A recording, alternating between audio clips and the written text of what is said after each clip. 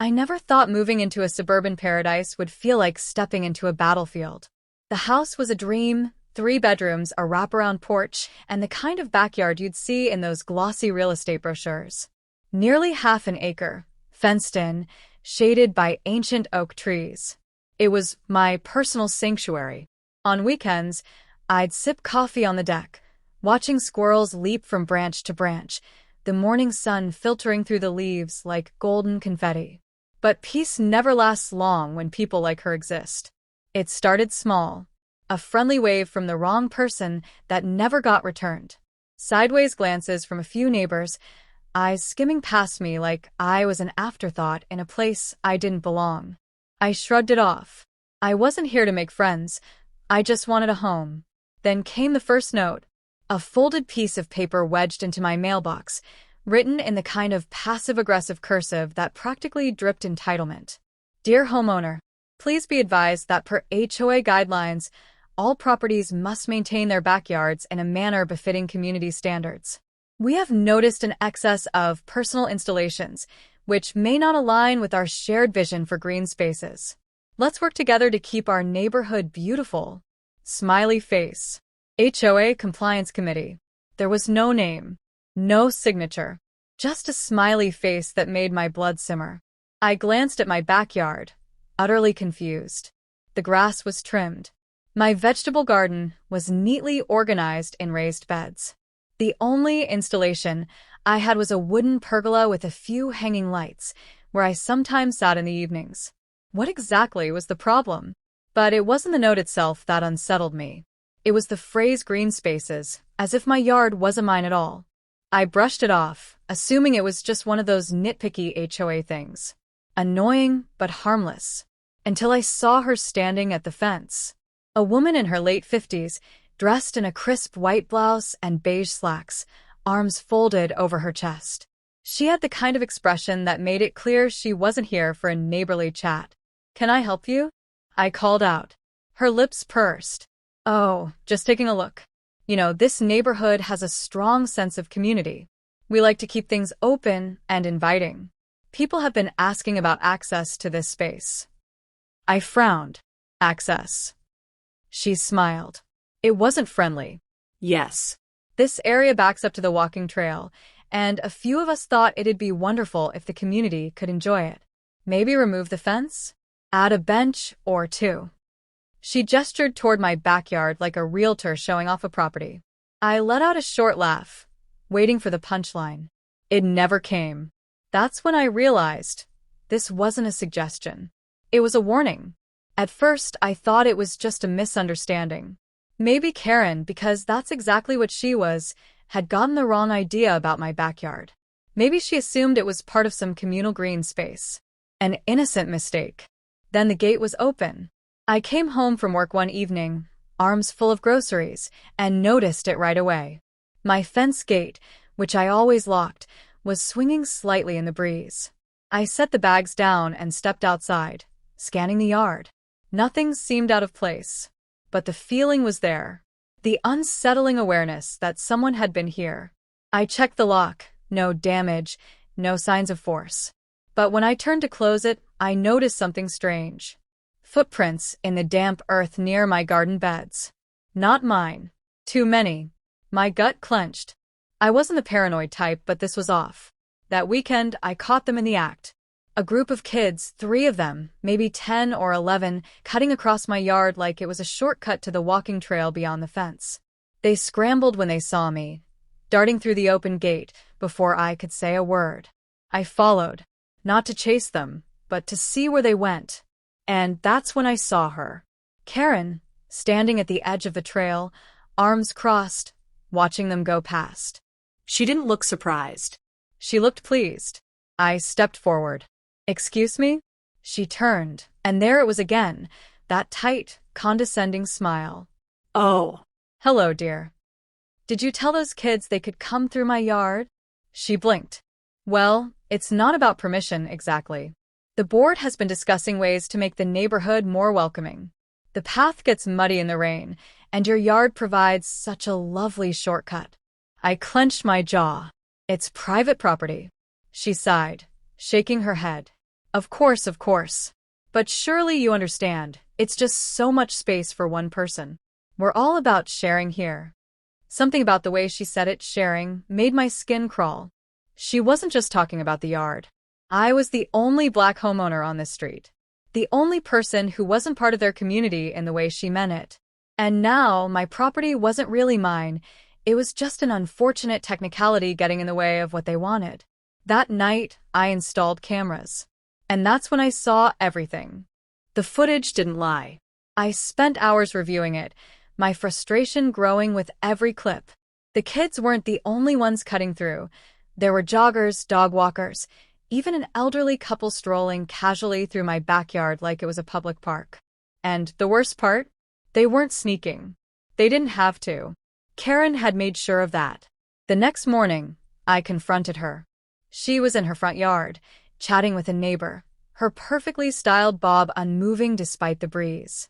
As soon as she saw me approach, her expression shifted, from smug to saccharine, that tight smile forming like a reflex. "Good morning, dear. Such a beautiful day, isn't it?" I held up my phone, playing one of the videos. "Why are people walking through my yard?" She barely glanced at the screen before letting out a light chuckle. "Oh, is that what this is about?" She waved a hand, dismissing the footage like it was an inconvenience rather than proof. "I assumed you knew." The HOA agreed that opening access to the walking trail was in everyone's best interest. I stiffened. "The HOA doesn't own my property." "Well, technically no."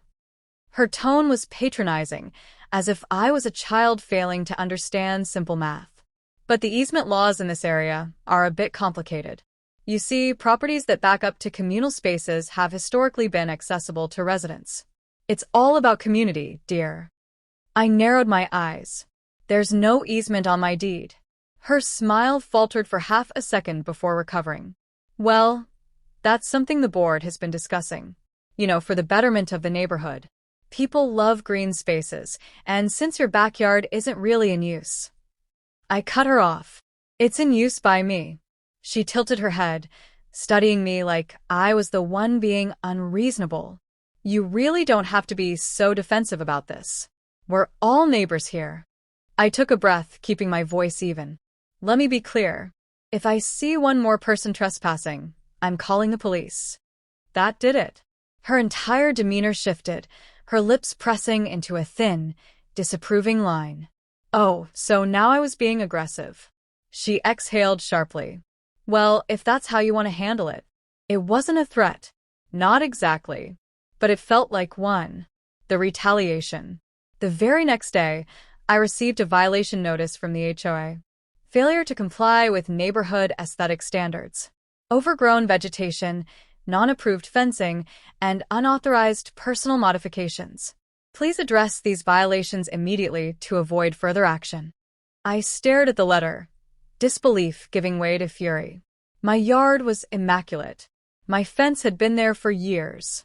The only modifications were my raised garden beds, completely within code. This was retaliation. I wasn't just some new homeowner breaking their unspoken rules. I was a problem that needed to be handled. I needed allies. That evening, I knocked on my neighbor Luis's door.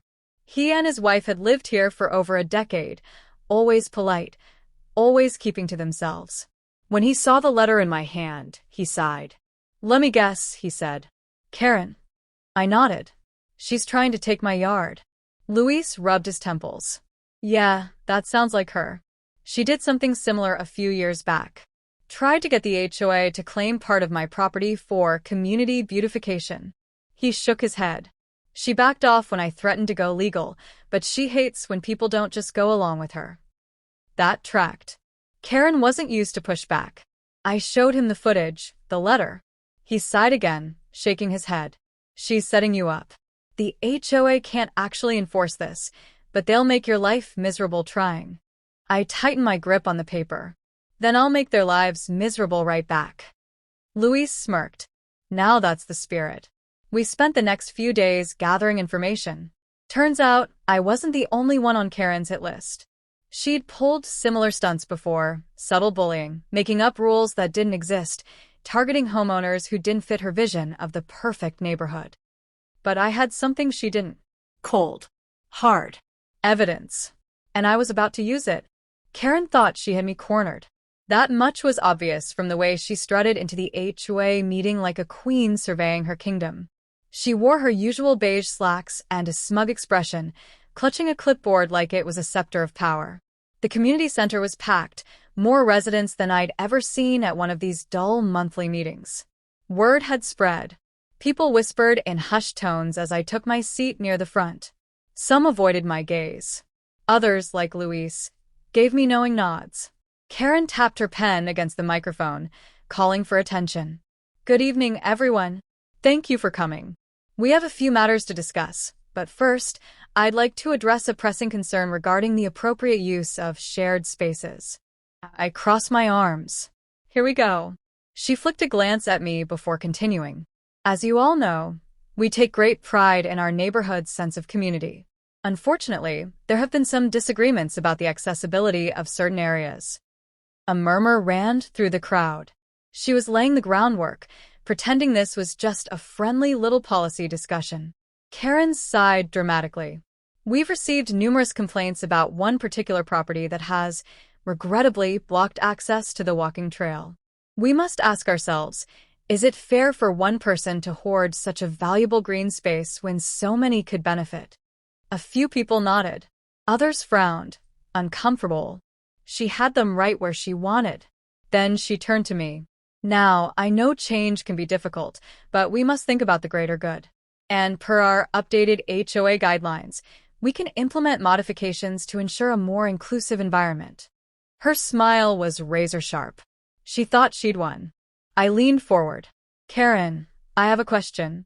Her lips barely twitched, but I saw the flicker of irritation. Of course, dear.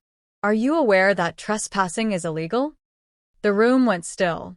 Karen let out a patronizing laugh. Oh, now let's not be dramatic. No one is trespassing. This is about community spaces. I pulled out my phone and tapped the screen. Funny. Because my security footage says otherwise. I hit play. The room fell into stunned silence as the footage rolled. Clip after clip, crystal clear. Strangers walking through my yard. Kids playing on my deck. Joggers cutting across like they had every right. And the cherry on top, Karen herself, standing on the walking trail, encouraging them. Someone gasped. A few people muttered under their breath. Karen's face paled. That footage is out of context. I cut her off. Let's add some context then. I pulled out the HOA letter and read it aloud. The bogus violations. The fake rules. The attempt to strong-arm me into giving up my property. Then, I took a deep breath and dropped the final bomb. I had a lawyer review the HOA bylaws. Guess what? There's no provision that allows you to claim private property as a public space. None.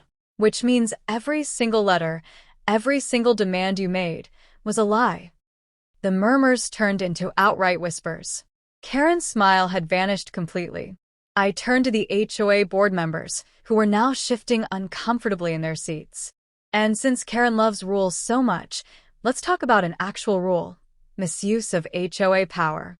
A little thing called abuse of authority. Luis stood up. I'd also like to mention that Karen has done this before. To me. And I have emails to prove it. Karen's eyes darted to the board, realizing she'd lost control of the narrative. These are misunderstandings. A woman in the back scoffed. Really? Because it looks like you tried to steal someone's backyard. Laughter rippled through the crowd. A few people even clapped. Karen's face twisted in fury. This isn't fair. I was only trying to improve the neighborhood. I stood. No, Karen. You were trying to take something that wasn't yours. And you got caught. Her mouth opened and closed, but no words came out. The power she had wielded so effortlessly before was gone. And I wasn't done yet.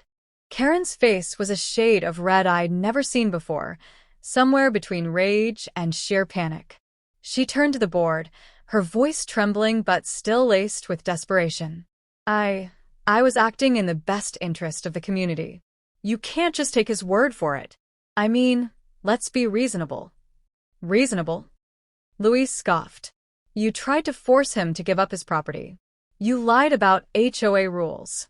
You filed false violations. What part of that is reasonable? Karen's eyes darted around the room. The tide was turning against her, and she knew it. Time to sink her ship completely. I cleared my throat. Karen, you said you were acting on behalf of the HOA. That means the board approved of your actions, right? She hesitated, just for a fraction of a second. Checkmate. One of the board members, a middle-aged man named Greg, immediately straightened in his chair. Hold on now. The board never voted on anything like this. A woman beside him nodded. No one approved this. Karen was acting alone. I smiled. So, you're saying she lied about HOA authority then? A murmur spread through the room. Karen's eyes widened. I was just.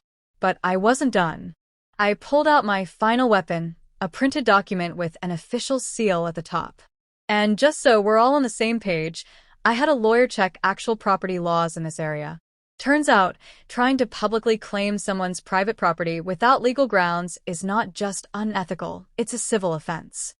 Karen's mouth opened, then closed. For the first time, she looked genuinely afraid. The board members shifted in their seats. Greg sighed. Karen, this is serious. If he decides to press charges. Oh, so you're all against me now, she snapped, voice shrill. I did this for us. For our neighborhood. And you're just going to throw me under the bus? After everything I've done? A voice called from the back. We didn't ask you to do anything, Karen. The crowd murmured in agreement.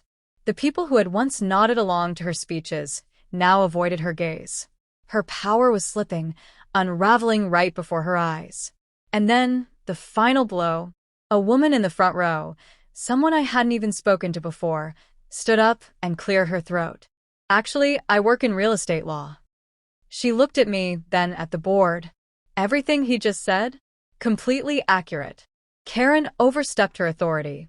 If he does press charges, she'd be on the hook for fraud, defamation, and property interference. The room went silent. Karen turned pale. Then, as if a switch flipped, she turned angry. This is ridiculous, she spat, her voice cracking. You're all taking his side? I was trying to make things better. And now I'm the villain. Greg sighed, rubbing his temples. Karen, you need to leave. She let out a sharp laugh, shaking her head in disbelief. Oh, this is rich. You want me gone? Me? After everything I've done for this place? Luis smirked. Guess you finally get to enjoy those shared spaces you love so much, on the outside of this meeting. The audience chuckled. Even the board members didn't bother, hiding their smirks. Karen's face contorted in fury. She grabbed her clipboard, clutched it to her chest like a lifeline, and stormed toward the exit. But just before she reached the door, she whirled around, her glare landing on me. You think you won? She hissed. You have no idea how things work here. People like you don't last in neighborhoods like this. The air in the room went ice cold. She had finally said the quiet part out loud. A few gasps rippled through the crowd. A man near the back muttered, "Wow." Someone else shook their head in disgust. Karen must have realized what she had done, because she clamped her mouth shut. But it was too late. Greg stood up, his expression unreadable. Karen, as of now, you're removed from the HOA board. Her breath hitched. You can't. We can. And we are. The woman from earlier, the real estate lawyer, folded her arms. You'll also be hearing from me. I'm filing an official complaint with the HOA's Oversight Committee. Interfering with a homeowner's rights isn't just unethical, it's legally actionable. Karen looked around, desperately seeking an ally. Someone, anyone, to back her up. But there was no one left. The silence stretched. Then, without another word, she turned and stormed out, the door slamming behind her. For the first time in weeks, I exhaled. It was over. And Karen? She was done. Karen vanished. Not literally, of course, but after that night, she stopped showing up to HOA meetings. Her car, once a constant fixture in her driveway, disappeared for days at a time. When she did reappear, it was only to scurry from her house to her car, head down, avoiding eye contact. The mighty queen of the HOA had fallen. And the fall didn't stop there. Public humiliation and consequences. A week after the meeting, an official letter from the HOA's Oversight Committee landed in every resident's mailbox. It confirmed Karen's permanent removal from the board, citing misconduct, abuse of power, and harassment. Then, the Real bomb dropped. A local news station got wind of the story. Apparently, Karen had been pulling shady HOA stunts for years, strong-arming homeowners, selectively enforcing rules, and targeting people she didn't like, especially those who didn't fit her ideal neighborhood aesthetic. A few other residents finally spoke up, sharing their own horror stories of fines, bogus complaints, and intimidation tactics. Her name spread. Online forums, social media, neighborhood groups. Everyone was talking. Karen wasn't just an overzealous HOA board member. She was a bully. A fraud. And worst of all, a racist. It wasn't long before she put her house up for sale. Rumor had it, she was leaving town, reclaiming my peace. With Karen out of the picture, I finally got my backyard back. No more random people cutting through. No more entitled joggers treating my land like a public park. I even installed a new security system just in case, but I didn't need it. The silence was proof enough. One evening, as I stood on my deck, watching the sun dip below the horizon, Luis wandered over. He leaned on the railing, nodding toward my freshly reinforced fence. "You know," he said, "I think this might be the first time in years that the HOA actually feels fair." I smirked. Amazing what happens when you remove the tyrants. He chuckled. "You handled that whole mess like a pro. Didn't let her get away with it." I exhaled. I had to. If I let her take this, what else would she have taken? He nodded slowly, understanding. People like her? They count on folks just rolling over. That's how they get away with it. We stood in silence for a moment, the cool evening air wrapping around us. Then he grinned. "So, what's next for the infamous public park?" I glanced at my yard, an idea forming, thinking about putting in a real water feature. Luis raised an eyebrow. "Like a fountain?" I shook my head, smirking. No. "A swamp." His laughter echoed into the night. And just like that, peace was restored.